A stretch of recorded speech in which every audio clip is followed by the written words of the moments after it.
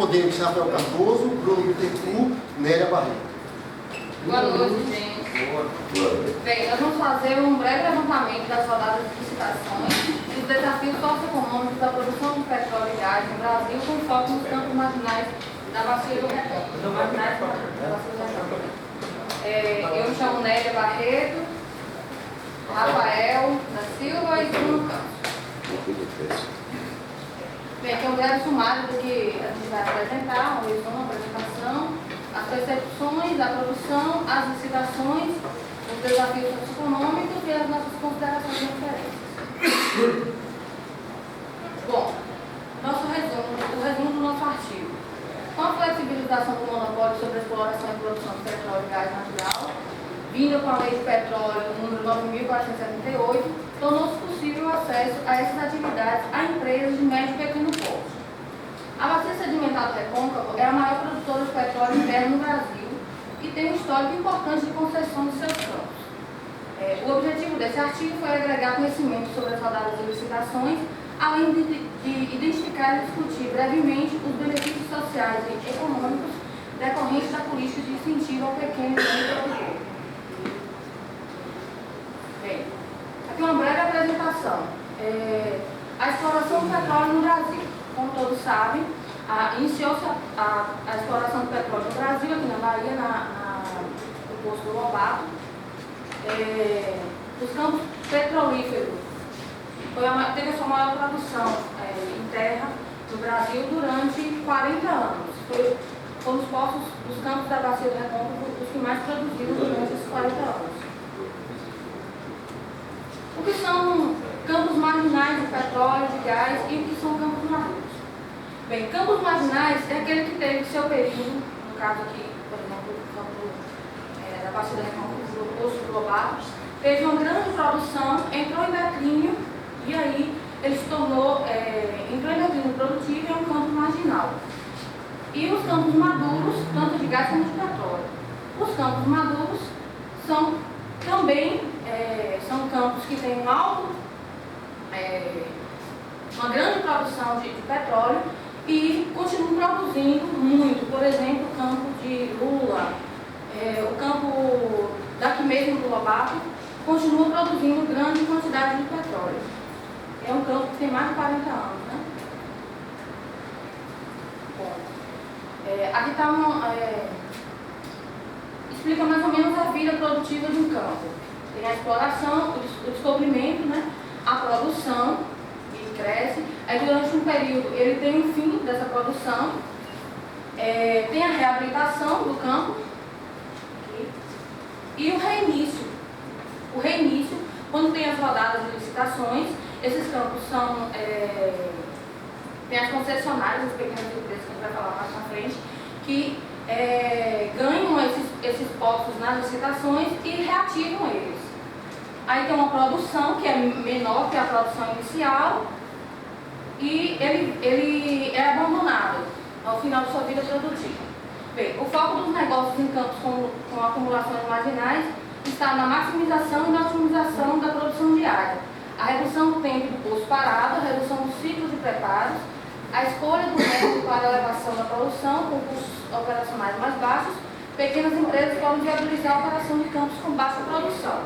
No caso, a Petrobras ela era a maior concessionária a maior empresa e a única que poderia fazer a exploração de petróleo e gás nesses campos. Se tornou inviável para ela, com a descoberta, por exemplo, do pré-sal, se tornou um campo economicamente inviável, porque seria melhor empregar recursos e tecnologias no pré-sal, que ia produzir muito mais, do que um campo que já estava em declínio produtivo. Bem, com a Lei 12.351, de 26 de dezembro de 2010, a Petrobras perde o monopólio da exploração e produção desses campos. Tornou-se a lei do regime de partilha de produção, em que empresas de pequeno porte poderiam também fazer essa exploração e produção de petróleo. O Fundo Social, o que é?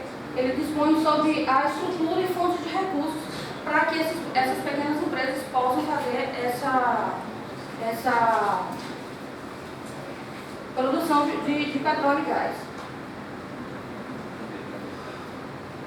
E um breve histórico disso. Em 98, a Petrobras devolveu ao ANP cerca de 30 campos e blocos exploratórios localizados em bacias maduras, no caso aqui, a Bacia do Recôncavo, como a Bacia do Recôncavo, por considerá-los antieconômicos.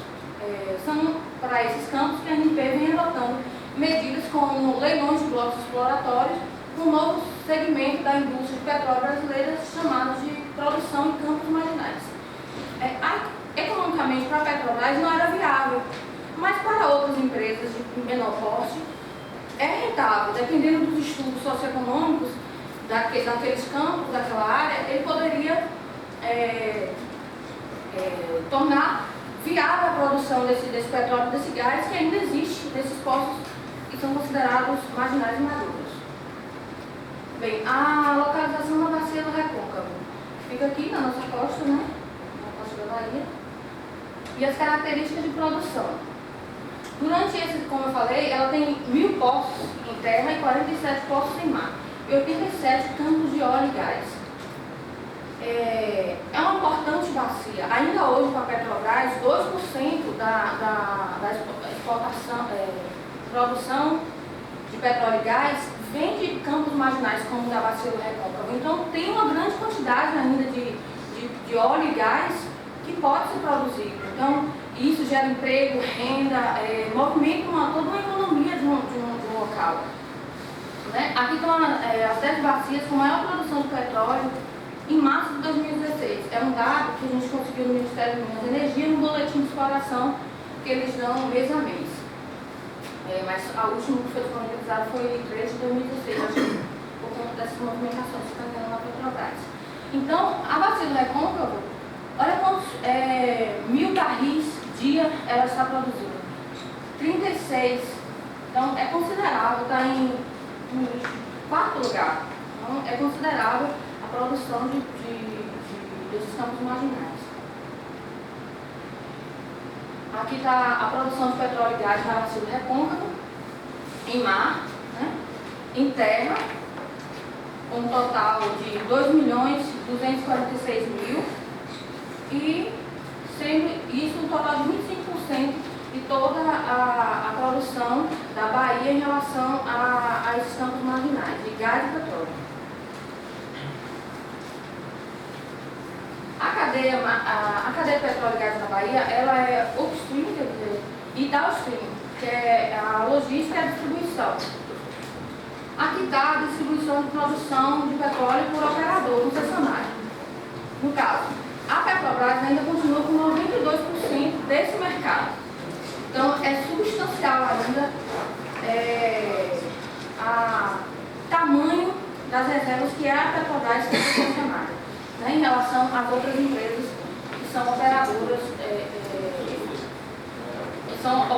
depois dessa, que a Petrobras perdeu esse monopólio, que antes só poderia ser ela a produtora. Empresas concessionárias e operadoras na Bahia. A empresa, quando ela é concessionária, é depois que tem a licitação desses blocos exploratórios. Então, nós temos todas essas empresas são as empresas que são concessionárias depois de ganhar as licitações aqui na Bahia.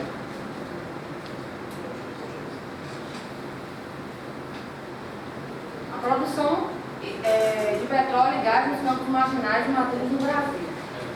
Então, é substancial a quantidade de petróleo e gás que são extraídos desses poços em campos marginais maduros no país. Segundo a Associação Brasileira dos Pequenos Produtores, dos produtores individuais de petróleo e gás, eles consideram que a produção de barris por dia, a maior produção foi no ano 2007, que foi 1.800 barris de petróleo por dia. Então, é considerável a quantidade de petróleo e gás que é produzido por essas pequenas empresas concessionárias. a legislação vigente, né? Boa tarde, pessoal.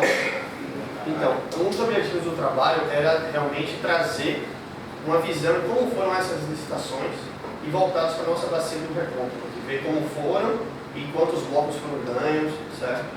Isso tudo foi possibilitado, foi quando começaram as rodadas, a partir dessa lei, né, comentou, em 97, que é a Lei 9478, que acabou com o monopólio de exploração e produção da Petrobras e abriu espaço para as pequenas e médias empresas, certo? Desde lá, se tem, eu vou mostrar daqui a pouco na tabelinha, cada ano vem se tendo uma rodada, certo? Tiveram algumas interrupções, mas que eles conseguiram manter essa anuidade de licitação. Em 2010, essa lei veio de uma forma para facilitar, para intensificar os investimentos locais, certo? Facilitando, melhorando os investimentos em empresas nacionais, nos bens e serviços, certo? Melhorando a nossa cadeia. Okay. A gente tem que entender como funciona, né, que existe esse órgão, esse CNPE, que é diferente da ANP. Né? A ANP é que fiscaliza, a CNPE é o órgão que vai gerenciar o leilão, a licitação. Certo? Ele é o órgão que é vinculado ao Ministério de Minas e Energia, certo? Que vai fazer todo esse trâmite com as empresas e passar para a ANP. As homologações que surgiram importantes também para o crescimento da cadeia foi o Programa Exploratório Mínimo, que é uma condição que as empresas têm, eles têm que ter um investimento mínimo na região, no Brasil, certo? Que possibilite o crescimento local. E o conteúdo local, que é o percentual mínimo de participação de empresas locais. Na verdade, esse conteúdo local ele significa o seguinte: é importante essa cláusula nessa nova lei licitatória. Por quê? 70% das empresas que forem participar da licitação, 70% das empresas não, as empresas que ganharem essas licitações, 70% dos bens e serviços têm que ser locais. Então isso faz com que a economia cresça e se desenvolva. Por exemplo, ela tem que... eu ganho a licitação, eu tenho que 70% do serviço, da mão de obra, dos equipamentos, tem que ser local. Isso está na lei. Isso é importante porque desenvolve toda aquela região. Certo. E dentre as avaliações que são feitas para uma empresa ganhar a licitação, entram esses fatores, né? O bônus de assinatura, que nada mais é que um valor que você paga para adquirir, para explorar aquele poço, certo? Os royalties, que o percentual do que você produz. Existem participações especiais em alguns poços que têm uma produção muito alta, com uma alta rentabilidade, né? E os pagamentos de ocupação ou retenção dessa área. Isso é fiscalizado pela ANP, certo? Então, vou falar rapidamente então para vocês como foram essas rodadas de licitação, como foram não, vou trazer os dados delas desde o início até o que a gente teve no ano passado, a última, né? Foi a 13ª. Houve uma rodada zero, que não foi licitado nenhum campo, mas foi o marco do início da primeira lei, que foi em 97, que viu com a Petrobras todos os campos que ela já tinha exploração e produção, ratificou esses poços, esses campos são seus, e os que você já tem exploração, você fez investimento, mas que você ainda não começou ainda a produzir, você tem 3 anos para realmente começar a produzir e se você não fizer isso em 3 anos vai ser cedido, vai entrar nas concessões, certo? Em 97 e 98 foram cedidos 282 campos da Petrobras, certo? Que elas, como a Ana comentou, que não eram viáveis para ela naquele momento, sabe? Não seriam viáveis porque ela precisaria daquilo ali para investir em outra coisa que traria mais recursos para ela, certo? Um dado interessante também, só de bônus de assinatura já foram arrecadados, se acumulado, não no recôncavo, no Brasil, praticamente quase 6 bilhões de reais, certo? Então, que foi a rodada 0, né? A primeira rodada, desculpa, não teve nenhum bloco licitado aqui no recôncavo. E o interessante foi que 58 empresas foram se ofereceram, né, para para entrar na licitação. Então foi interessante, porque em 97 quebrou o monopólio da Petrobras 58 empresas, foi um número impactante. Na segunda rodada já foram licitados 3 blocos e 5 empresas brasileiras entraram. Então começou a surgir, além da trazer mão de obra de fora, empresas brasileiras entrando nas licitações.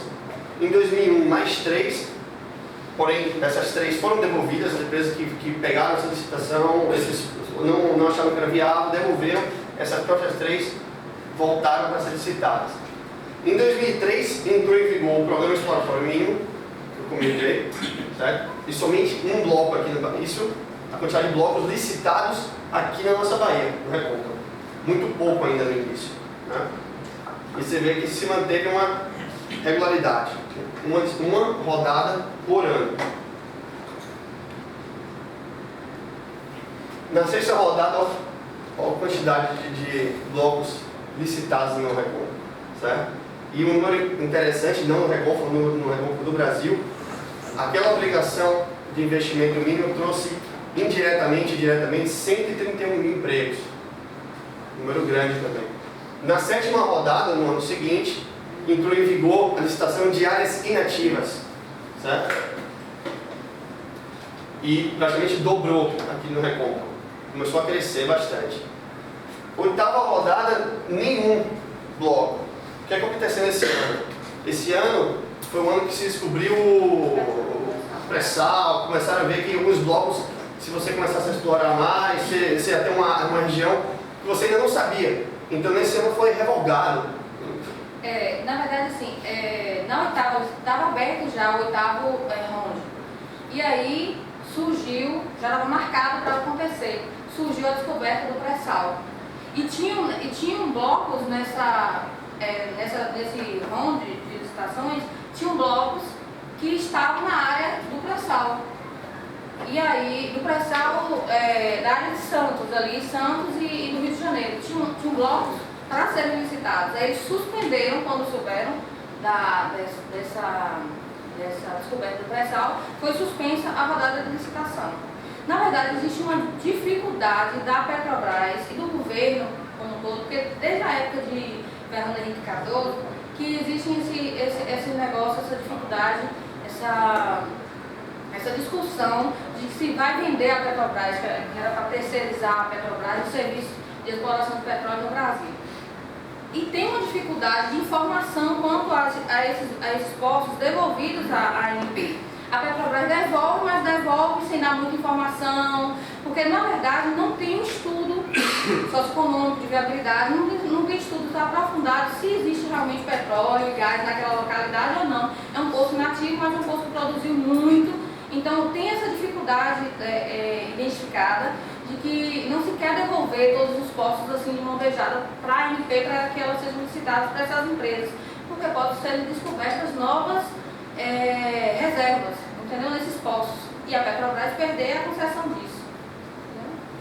Então o que aconteceu? No ano seguinte, lembra que eu falei que em 13 rodadas, desde 97, de bônus de assinatura, acumulado aproximadamente 6 bilhões de reais. No ano seguinte, o que aconteceu? Bateu um recorde de bônus de assinatura de 2 bilhões de reais em uma rodada. Então, ficaram realmente atiçados pelos blocos, né? E um grande número aqui no Recôncavo, também de 28 blocos licitados. 10ª rodada, em 2008, poucos blocos. E aqui você vê um gap grande, assim, né? O próximo só vai acontecer em 2013. Acredito que não está no trabalho, isso não acredito que seja por causa da exceção, né? 2009. Acho que ninguém queria não ser atrativo para ninguém. E aí, nessa primeira rodada, você vê que teve um recorde aí de bônus de assinatura. Por quê? Porque entrou as reservas do pré-sal. Não foi só para campos marginais e maduros, foi também para blocos do pré-sal. Então, quebrou-se o monopólio da Petrobras como um todo, não só para áreas marginais e maduras, quebrou-se o monopólio para também as áreas do pré-sal. E aí, olha o recorde de assinaturas. Bateu o recorde anterior, né?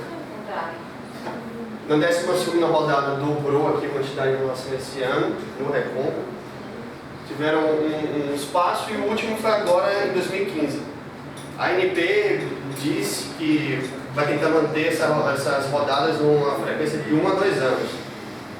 Vai ser em 2015, não tem previsão para esse ano, né? Então, provavelmente será em 2014. Isso é lei.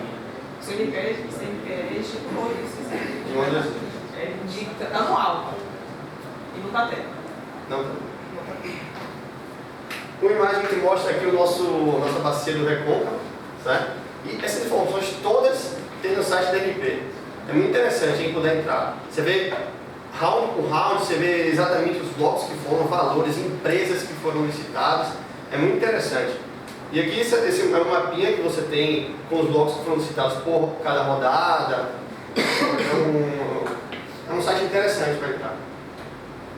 Olha, E tem de todas as bacias. Em laranja aí está a bacia do Recôncavo, todos os blocos que nessa 13ª rodada foram licitados aqui na bacia do Recôncavo. Então é uma bacia que é visada, né? Pelas pequenas e médias empresas. E aqui só um questionamento dessas áreas inativas. Se realmente, onde se torna, como é que você consegue ver a viabilidade de uma área inativa? Uma área inativa foi entregue, porque para aquela empresa ali não era mais viável. E foi, né, já entra em licitação, mas as empresas de médio e pequeno porte têm muita dificuldade em pegar uma área inativa, porque ela não tem recurso de prever quanto que ela vai conseguir produzir ali. Entendeu? Aí que entra a definição, uma das definições de marginal e maduro que eu acho interessante. Né? Eu estava conversando. Maduro é uma visão técnica, né? Quando está no declínio de produção. E a marginal é uma definição econômica, ou seja, pode ser viável para uma empresa, mas não para outra. Eu gostei dessa definição que mostra, é um caso de umas áreas nativas, que não pode ser não viável e é oneroso para uma empresa de médio e pequeno porte também definir a viabilidade. O processo decisório que eu falo ali, concernente à continuidade do projeto então, de produtores reais e acumulação marginais, possui fortes fatores críticos de risco envolvendo incerteza e custo de investimento. É real isso. A empresa tem receio de entrar no campo porque ela não detém as informações e para ela voltar a produzir bastante em um campo que é marginal, já maduro, ela tem que investir em tecnologia. Então isso é caro. E pode ser que não tenha essa reserva lá, e aí, né, complicado. Tem que fazer um estudo de viabilidade econômica. Só palavra para o meu colega. Boa noite. Agora eu vou falar sobre os desafios socioeconômicos da operação. Bruno já falou das licitações, só que tudo tem desafios, né? E as dificuldades que as empresas enfrentam. E aqui a gente tem os 3 tipos de campos de petróleo e gás quente no Brasil. São divididos em 4 grupos, tipo A, B e C. O tipo A são os campos em produção pelos majors. O tipo B são campos de operação por empresas grandes. A produção por majors, a que a gente tem no Brasil, são as empresas de nível global. Né? E aqui a gente está representado pela Petrobras, que é a empresa de nível global que a gente tem de exploração de petróleo. A do tipo B são campos marginais que são operados por empresas de grande porte. Essas empresas de grande porte, elas se torna viável a exploração dela porque elas trabalham em contrato com a Petrobras. Ou seja, ela tem uma fácil aquisição de bens de produção. Enquanto nós temos o tipo C, que são os campos por empresas independentes. Essas aqui são as que participam de licitações para adquirir esses campos. O tipo D são os campos que estão inativos. Vou dar um enfoque principal do nosso trabalho, que são do tipo C, essas pequenas e médias empresas. Quais são os desafios das grandes empresas? Porque uma grande empresa ela não investe nesses campos. Ou porque ela tem interesse ou não? Financeiramente, ele é viável? Nós temos um material que pode ser explorado, que é rentável, só que a questão que tem é de logística. Porque uma empresa de grande porte, ela vai entrar na questão. Eu quero explorar um poço que pode, por exemplo, sei lá, um poço pequeno ele vai gerar 20 barris de petróleo por dia. Enquanto ela tem a opção de explorar um campo que tem 1000 barris de petróleo por dia, é muito mais interessante ela explorar o que tem 1000 barris de petróleo. Porque ela vai ter que gastar com deslocamento pessoal, questão de infraestrutura. e também a questão da infraestrutura, ela só vai entrar no local em que a infraestrutura já estiver bem consolidada. E também tem uma questão interessante, que é o preço do petróleo. A gente sabe que o preço do petróleo é algo que vai deixar mais, como eu posso dizer, ele vai deixar mais interessante ou não a exploração. Se o petróleo está $100, está $100 ou a 30, isso deixa bastante, a questão de risco é muito maior, né? Então uma empresa grande ela vai ter essa preocupação. E é aquela questão quando ela está indo para uma exploração, porque ela acaba tendo gastos também com os equipamentos. Uma sonda, o gasto que a gente viu aqui, diária de $8.000 a $10.000 por dia. Então a empresa ela prefere gastar isso na exploração e ela vai ter uma maior quantidade de barris. Agora bora para os desafios das pequenas e médias empresas. Aqui eu faço uma divisão em 4 partes, que são entraves que as pequenas empresas têm com a ANP, com a Agência Nacional de Petróleo, Gás Natural e Combustível. O desafio com a mão de obra, com a prestação de serviço e também a questão dos fatores ambientais. Qual o desafio que ela tem com a ANP? Qual o desafio entre a ANP e os operadores? Como é que funciona isso? O que acontece?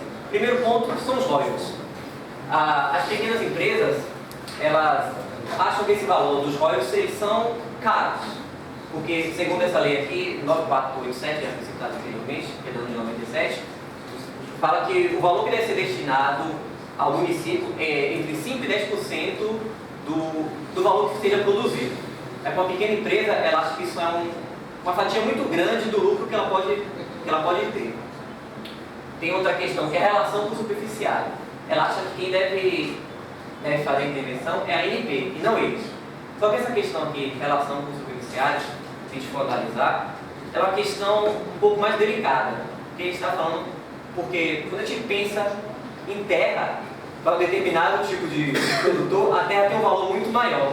Não um valor puramente financeiro. Tem aquela questão, qual é o valor, por exemplo, é um valor quase familiar. Ela tem uma relação com a terra muito mais, ela como se fosse uma parte da família dela, né? Então essa relação, o sentimento que ela tem com a terra é bem importante. E também tem a questão aqui de disponibilidade de dados simples. Como já foi citado anteriormente aqui por Vélia, a ANP ela não tem esses dados. O que acontece? A pequena empresa ela participa da licitação e ela não tem os dados sobre no caso sobre o poço que ele vai extrair o petróleo. Então ela não sabe, não tem nenhum dado geofísico, geológico, ou até mesmo de quanto ele pode produzir ali. Então ele está um pouco que entrando às cegas numa produção. Então isso para pequena e média empresa é muito arriscado. Mas é aquela questão dela, assumir o risco, tem que se assumir o risco para se ter um lucro bom ou não. Aí ela fala que esses dados, que também a aquisição de dados sísmicos não é barato, porque tem que fazer essa análise, então o custo a mais que ela ainda tem que ter. Ela fala que essa questão é bastante interessante. Aqui a gente tem o desafio das pequenas e médias empresas, que é mão de obra. A mão de obra ela é um fator aqui preponderante. A gente tem aqui a questão que é qualificação versus experiência. Porque a questão é que a gente tem que ter as pequenas empresas, eles querem mão de obra qualificada. Só que para a mão de obra ela tem qualificada, requer experiência. Só que a questão maior que a gente tem de experiência é que quem tem experiência está uma empresa que é bem qualificada. A mão de obra, quando é qualificada, ela está atrelada à experiência. A experiência se tem como? Trabalhando numa empresa, como a Petrobras. Uma empresa como a Petrobras, ela dá muito mais recursos para assim, o funcionário não quer deixar de trabalhar lá, porque é muito mais legal você trabalhar na empresa grande, você tem bastante vantagem. Então, a pequena e média empresa, ela acaba ficando nesse impasse. Ela quer uma formação generalizada, porque ela quer que um funcionário trabalhe em diferentes funções, só que para isso, o que pode ser feito? Ou eles pegam recém-formados e treinam esses recém-formados, entretanto, eles vão assumir o risco desse recém-formado ser captado por uma empresa maior. Ou então a gente pode também contratar aposentados da Petrobras para trabalhar para eles. Agora aqui, um desafio dessa pequena e média empresa são os fatores ambientais, que não pode ser deixado de discutir. A pequena empresa, ela também tem questão aqui, que é a questão do passivo ambiental, que ela não tem essa informação antes da licitação. Elas reclamam que a empresa deveria informar qual seria o gasto que elas deveriam ter com esse passivo ambiental, e não depois deles já terem adquirido qual o passivo que eles têm que pagar. Então essa é a questão que eles acabam notando. E é claro que tem a questão de impactos ambientais. E o principal impacto está sempre relacionado com a água. A gente já teve aqui um caso, acho que em 2010, aqui no Mekong, Cabo Verde. E a questão é porque muitos desses campos vaginais, eles acabam produzindo até mais água do que óleo. E como é que é feito esse tratamento? Como é feito esse descarte? Essa empresa pequena, ela consegue trabalhar com esse descarte adequado, esse tratamento da água? Tem também uma questão que está citada aqui, mas tem uma questão interessante que é de impacto, quando a gente for para pensar. Qual é o impacto que tem para a região, para o meio ambiente que você tem um campo esgotado? Esse é o impacto que nunca é medido. Você tem um bem que não é renovável, que pode ser esgotado, e qual é o impacto que isso gera? A gente tem outro desafio que é a prestação de serviço, né? O que acontece é que a venda do óleo produzido, as pequenas e médias empresas, elas conseguem algumas conseguem ter uma produção boa, passando por aqueles impasses. Depois ela tem um impasse, que é vender o óleo. Para vender o óleo, a gente tem uma prestadora de serviço majoritária que é a Petrobras. Então a pequena e média empresa, ela precisa de um contrato com a Petrobras para que ela consiga revender o seu óleo produzido. A questão é que nem sempre esse contrato acaba sendo viável para eles. Uma opção que tem é a construção de mini refinarias, onde as empresas locais elas podem entrar em consenso e fazer essa construção dessa mini refinaria. Isso também pode ser utilizado aí na parte de aquisição de dados geológicos, pode haver uma parceria entre essas empresas. Vamos falar aqui rapidinho sobre os benefícios. Primeiro tem o benefício que é a preservação do interesse nacional, que é um interesse nacional. O petróleo é um interesse nacional. Você tem um campo que não está sendo produzido, você tem uma capacidade de produção que não está sendo explorada. Então, é interesse que esses campos eles sejam explorados.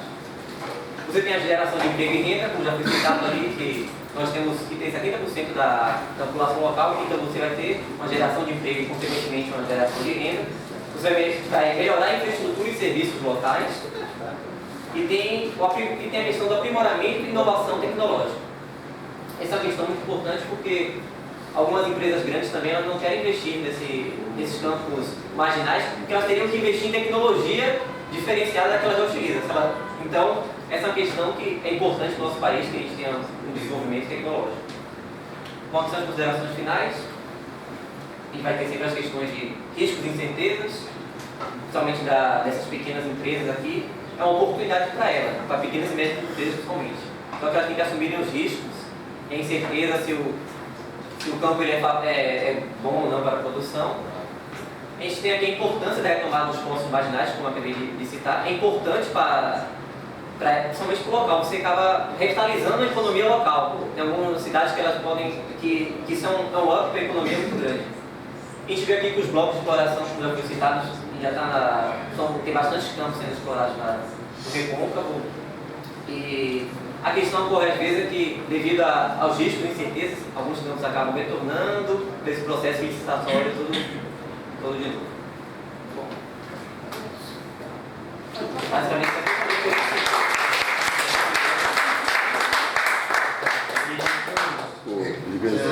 A equipe conseguiu estar totalmente dentro do tempo, não é isso? Então, nós temos ainda 8 minutos para perguntas. Eu queria falar só 3